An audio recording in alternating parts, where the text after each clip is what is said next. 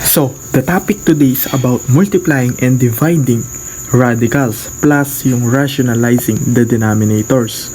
So, rationalize natin yung denominator niya using the radicals. Then, pag may radicals sa ilalim ng fractions, pwede natin siyang i-rationalize. Yung tatanggalin natin siya. Gets?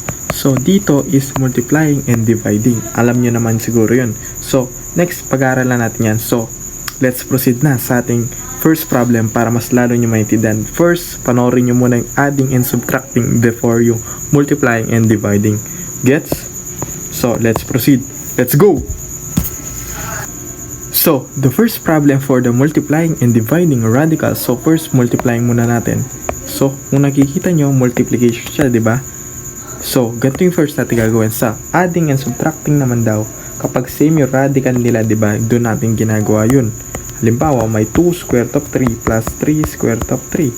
So, 5 is square root of 3 yung sagot yan, di ba? Gets? So, pag-add lang natin to, dapat same yung radical nila, guys, no? Di ba? Gets? Kung napanood nyo yun, panoorin nyo muna yun bago ito. So, gets? So, sagutin na natin to. The 2 square root of 3 times to the 4 square root of 6. So, first, kung makapapansin nyo, hindi sila same na radical, yung nasa loob. So, yung first natin gawin yan, pwede natin sila yung pag-times. Pagta-times natin sa loob na radical na sign, then pagta-times natin yung nasa labas. Gets? So, labas muna. 4 times 2 is 8. Then, square root of 3 times 6. 3 times 6 is what? 6 is 18.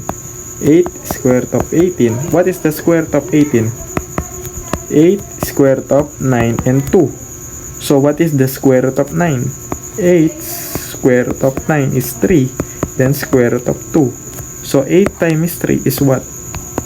24. Square root of 2. So, yan yung sagot dyan. Guys, gets?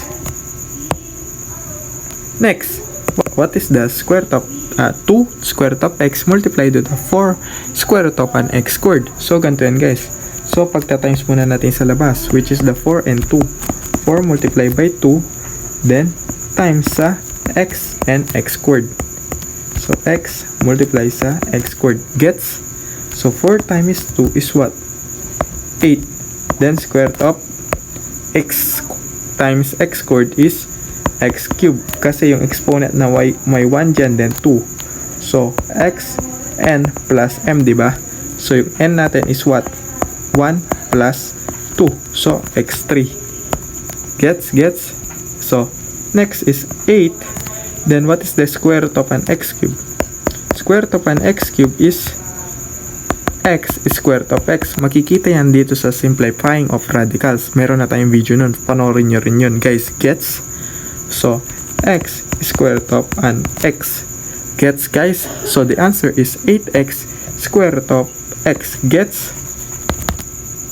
So, guys, so the next problem is the negative 3 square root of an x multiplies sa 6 square root of an x cube.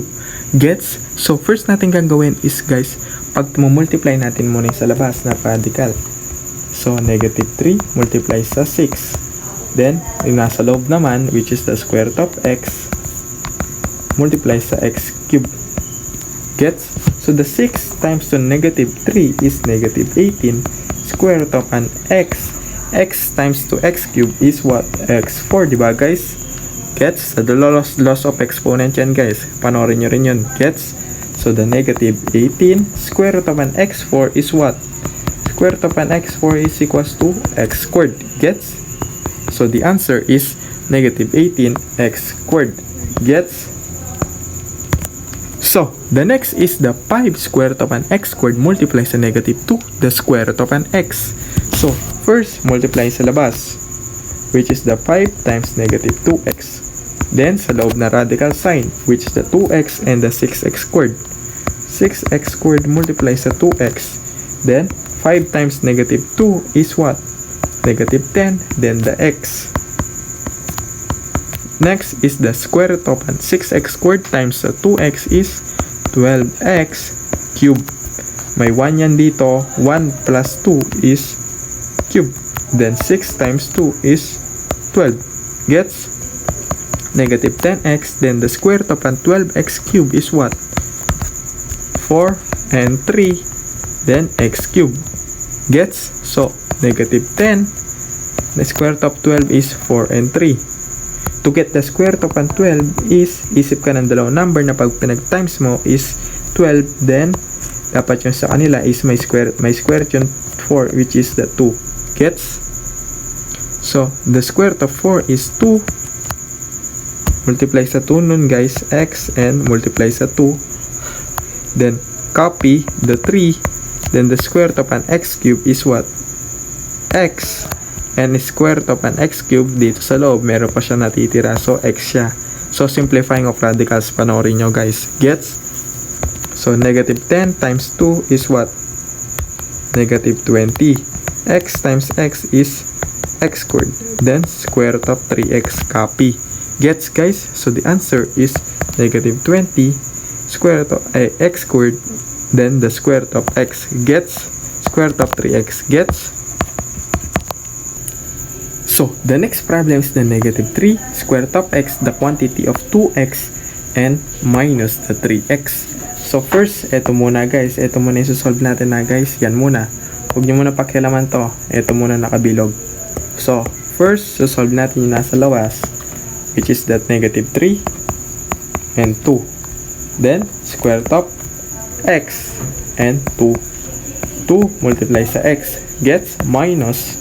Eto na, minus na. Minus negative 3 times sa 3x is negative 3 times sa 3x, which is negative 3x, and the square root of x is what? Copy the square root of x. Gets guys? Pinag-multiply ko lang to, and eto yun guys. Then kinapi ko lang yung 2 ay yung square root of x. Copy. Gets? Gets. Okay, next. The negative 3 times 2 is negative 6. Square root of 2x. Times nyo lang yan. Minus. So, magiging plus niya. Negative times negative is what? Positive. Negative 3 times 3x is what? 9x. Square root of x.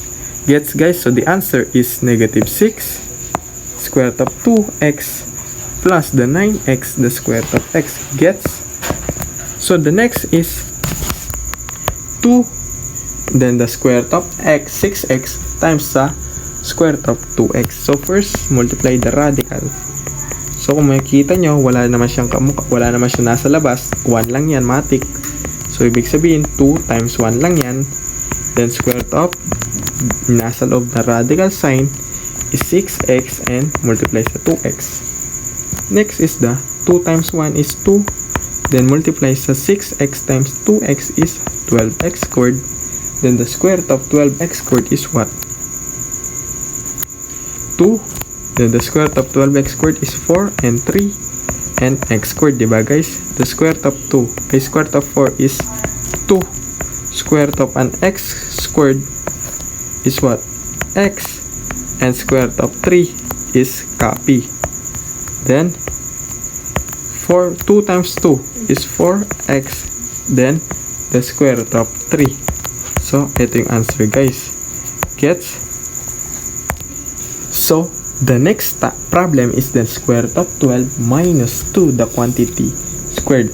Gets? Naka-squared siya guys. So, the formula of a minus b na the square of binomial is equals to a squared minus 2ab plus the b squared.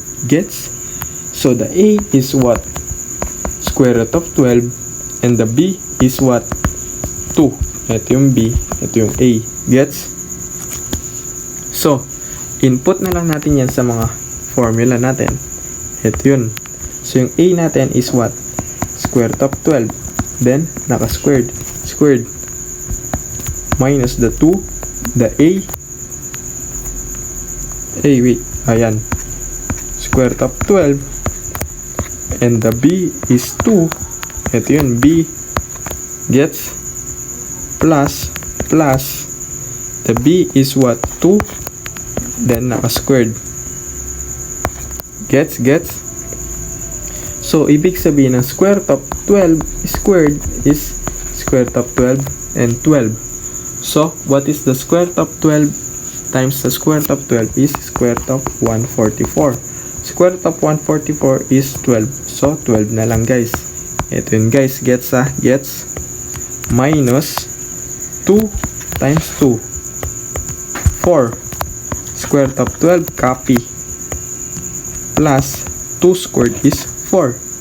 So, the next is 12 plus 4 is 16 minus 4. Then the square root of 12, eto guys, 12 is 4 and 3. Kung 4 and 3 yan is 16 minus 4, square root of 2, ay square root of 4 is 2, then copy the 3. Then 16 minus 4 times 2 is 8 square root of 3. Yan. Then, yan na yung tamang sagot guys. 16 minus 8 square root of 3. Gets? So, the next problem is the 5 square root of x plus 2 and the 5 square root of x minus 2. So, FOIL method na lang natin guys. FOIL, FOIL, and FOIL. Gets? So, para hindi ka malito is color red dito, color green dito, and color yellow dito, and the next is black. Gets? So first, yung color red muna, the 5 square root of x times the 5 square root of x, so 25 square root of an x squared times 25, and the next is times is x squared. Gets? Next is minus, dito na tayo red muna tayo. So, bali sa green na tayo nyan. Ito, tsaka to is what? Negative 10 square root of x. And the next is sa yellow. 2 times 5 is what? 10. Copy the square root of x. The next is sa kulay black. 2 times 2 is negative 4 na yan. Kasi negative to. Ito, negative. Gets? So, ang nangyayari nyan is guys, is cancel this, cancel. Then, matitira is what? 25 square root of an x squared minus 4. Then, the square root of x squared is x minus 4. So, the answer is 25x minus 4. Gets? So, gets guys, ganun yung tinatawag natin na multiplying radicals. Gets? So, the next problem is dito na tayo sa dividing radicals plus the rationalizing the denominator. Gets? So, the square root of x is square root of 1 and square root of 8. Pinaghiwalay ko lang sila guys. Square root of 1 is 1.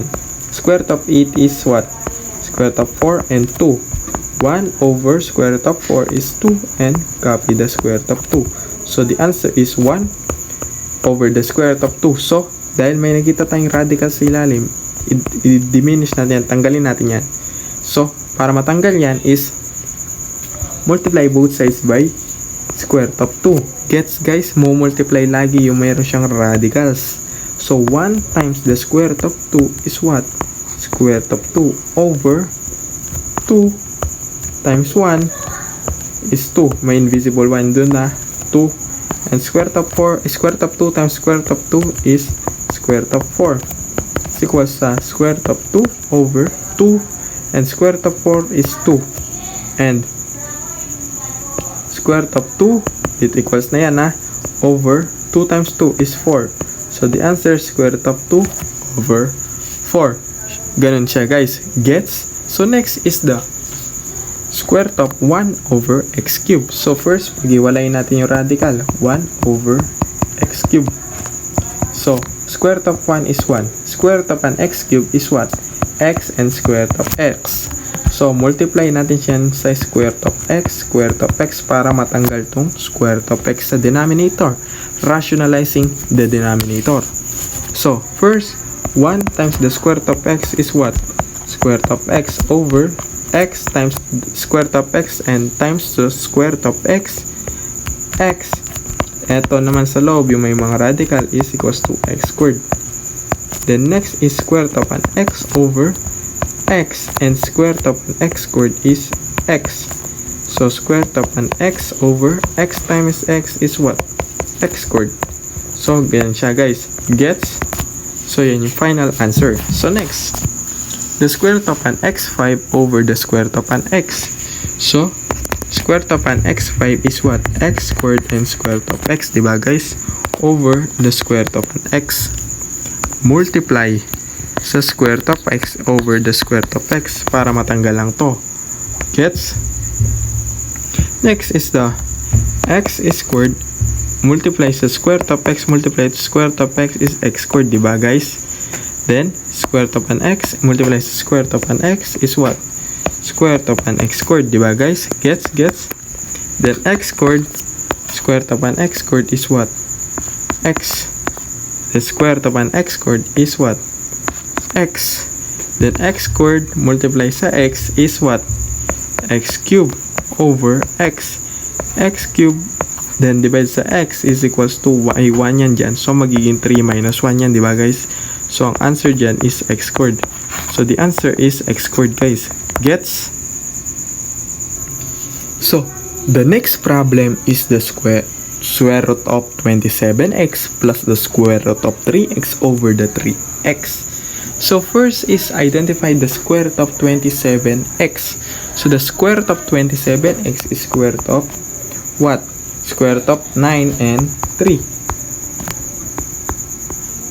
and x, diba guys? So next, plus the square root of 3x over square root of 3x, diba guys? So the square root of 9 is 3, then copy the 3x plus the square root of 3x over the square root of 3x. Gets guys? Kung mapapansin nyo guys, same na sila ng nasa loob. Radical is 3x and 3x, so may invisible 1 yan guys, diba? So 1. Kung 3 plus 1 is what?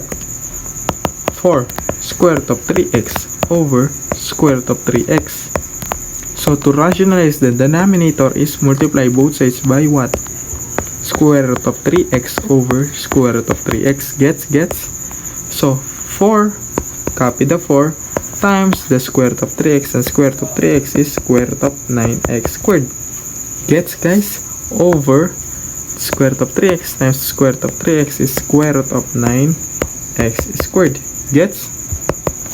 So 4, the square root of 9 is what? 3. Then the square root of an x squared is what? X over square root of 9 is 3. Square root of an x squared is x. So next is 4 times 3 is 12x over 3x. So 12 over 3 is ilan? 4, diba guys? 4. Nag-divide lang and may 1 yan dito, may 1. Yung exponent magma-minus kasi nasa quotient rule siya. So yung 4 natin, yung x natin yan is x1 minus 1 is equals to 4, and x raised to 0 is 1, diba guys? 4 times 1 is equals to 4. So the answer is 4. Gets? So the next problem is the 6 square root of 5 minus the 2 square root of 24x cubed over the 2 square root of an x. So first, identify the square root of 24. What is the square root of 24? Is what? 2 and square root of 6 and 4 and x cubed, diba guys? 2 square root of an x, copy the denominator. 6 square root of 5 minus 2 square root of 4 is what? 2. Ito yun, square root of an x cube is x. Then square root of 6 is will remain and 6x. Okay, so panoorin nyo yun sa simplifying of radicals. So over 2 square root of x. Next, rationalizing the denominator. Then multiply both sides by square root of x para matanggal lang to. Gets? So, times. So is equals to 6 square root of 5 times x is square root of 5x minus 4x square root of what? 6x squared, diba guys? Eto, then eto. So square root of 6x squared. Gets? So over 2 square root of an x squared. Gets? So the 6 square root of 5x minus 4 square root of x. What is the square root of an x squared? Ito guys, square root of an x squared is what? X, diba? So, x and square root of 6. So, the square root of an 6. So, the square root of 6 is ito guys, diba? Then, x times x squared is what? X squared na yan, diba? Kasi, x times x is x squared, diba? Gets over 2 and square root of an x squared is x. Gets? So, the next is factor out. Ano yung factor out natin? Yung factor out natin is what? The 2. So, 2 and 3 square root of 5x minus 2x squared and the square root of 6 over 2x. Diba guys? So, cancel to cancel. Natira is what? X na lang yung natira. Diba guys? Kung x na lang yung natira, ibig sabihin guys, factor out na natin yung 2. The next is gagawin natin is 3 square root of 5 minus 2x squared and square root of 6 over x. So, eto na yung final answer natin guys.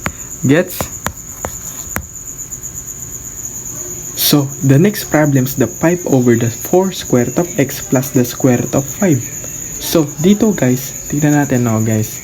Dahil pares silang naka square root sa baba, naka radical sign. So, need natin siyang i-rationalize. So, 5. So, i-multiply natin yan siya sa what? Square root of 4 square root of an x minus, mag-change sign yan to, minus square root of 5. Mag-change sign to every nagra-rationalize ka. Malay mo, pag negative to, negative yan, no? Negative siya. So, dito nun magiging plus. Gets? Alternate lang siya. Gets? Magra-rationalize. Then, 4 square root of x minus square root of 5. The next is, multiply na natin siya isa-isa. Isa-isa guys. Gets ha? O, next.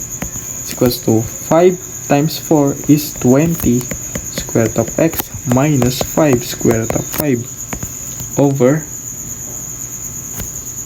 foil method lang natin yan to guys. Foil lang natin to. Gets? So, first is 4 square root of x. 4 square root of x is what? 4 square root of x. Multiply na natin siya dito. Ilan siya? Bali 16x squared, diba? 16x squared. Yan. The next, ito naman, ito, multiply natin is 4 square root of 5x, diba? Next, ito naman, multiply natin siya dito. So, plus 4 square root of 5x, diba? Next, ito naman, dito. So, square root of 25 minus square root of 25. So, i-multiply natin siya dito. Ito muna, bali ito. Tapos ito, bali ito. So, negative yung dito, guys. Negative. Sorry. Yan, negative. O, minus 4 square root of 5x. Gets? So, next is, makakancel niyan to. O, dito, matitira is ito and ito. So, 20 square root of 5. Copy the numerator over 16 and square root of 25. What is the square root of 25? Is what? 5, diba? Minus 16x squared. What is the square root of an x squared? Is x, diba guys? So, 16 minus 5. Gets? So, dahil 16 minus 5 yan siya, guys. So, pwede natin siyang ayusin into what? Into factor out. So, factor out natin yan, guys, is 5 and 4 square root of 5 minus square root of 5 over 16x minus 5. Gets, guys? So, bali pag pinactor out natin yan, kinuha natin yung mga greatest common factor nila. So, yung greatest common factor nila is 5. Kasi pag 5 times 4 is what? 20. And 5 times 5 is 20. So, 5 times square root of 5 is what? So, 5 square root of 5. So, kapag dinistribute natin siya, dapat ito yung kalalabasan niya, guys. Gets? So, baling sagot niya natin yan, guys, is ito. Or, pwede rin ito, guys. Gets? So, the next problem is the 3 over the cube root of an x. So, hindi natin siya pwedeng i-multiply sa x and x lang. Kasi pag x times x is what? Cube root of an x squared. Cube root of an x squared, pwede ba mag-cancel? Hindi. So, dapat isip ka ng pwedeng number na pwede mag-cancel. So, lagay natin ang 2 dito. 2. So, kapag cube root of an x squared, eto yun, multiply natin sa cube root of an x. Cube root of an x. So, x squared times x is x cube and cube na. Pwede na siya mag-cancel. Gets? So, lalagay natin is cube root of an x squared. Yung pwede nating i-multiply para matanggal to. Rationalizing the denominator. Gets? So, multiply natin sa taas is what? 3 cube root of an x squared over this and this. Multiply nyo is cube root of an x cube. Then, pwede na mag-cancel, cancel. Natira na lang is x. X na lang natira. Then, is equals to 3 cube root of an x squared over x. So, ito na yung answer, guys. Gets? So, the next problem is the cube root of 6x squared over the cube root of 5y. First, is tingnan natin kung pwede ba mag-cube root yung sa taas and sa baba. So, hindi siya pwede. Dahil cube root of an, then next natin gagawin is i-multiply natin siya. Multiply natin siya saan? Dito, para mag-cancel lang siya. Cube root of 5y and cube root of 5y din. So, isip ka na number na pwede pag-times mo. So, merong 1 yan dito. 1, invisible 1. And ano yung pwede natin ilagay dito para mag-cancel siya? Para maging total niya is 3. Diba? 1 plus 2. Ito yun. 2. Lalagay natin ng 2 yan. And 2 din sa taas. 2 plus 1 is 3. Pag nag-3 na yan, pwede na siya mag-cancel. Gets? Isip ka na number na pwedeng ganun. Gets? So, 3 over 5 times 6. 30. Before yung 30 is distribute the y squared. So, 25 na yan siya, guys. So, cube root of 6x squared and the cube root of 25y squared over the cube root of what? Distribute the 2 is equals to 5 squared na yan. 5 squared, then y squared. Ito yun.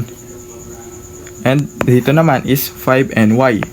So, kung may 5, then y pa yan. Diba, guys? Get? So, may invisible 1 yan dito rin. So, 2 plus 1 is magiging 3 na to. And 2 plus 1 is magiging 3 na rin to. Gets? So, matatanggal na to, guys, ha. Pinag-add ko lang, guys. Gets?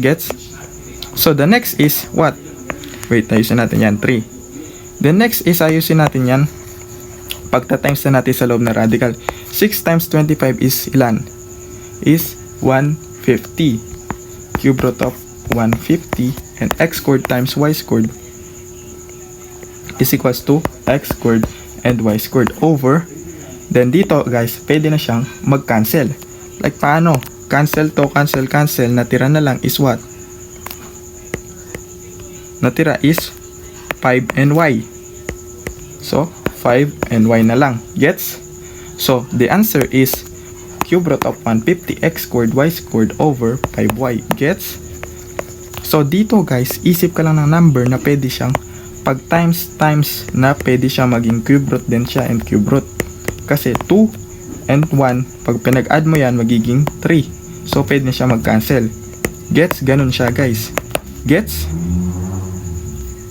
So, the next problem is the negative 3 over the 2 minus square root of 3.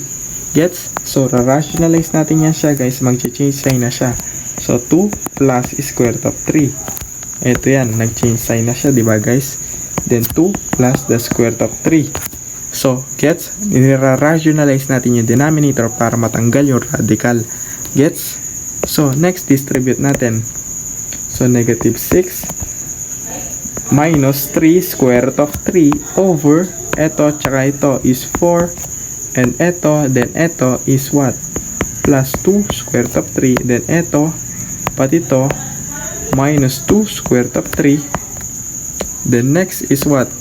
Eto, and eto is what? Plus square root of 3 minus square root of 3 times the square root of 3 is square root of 9.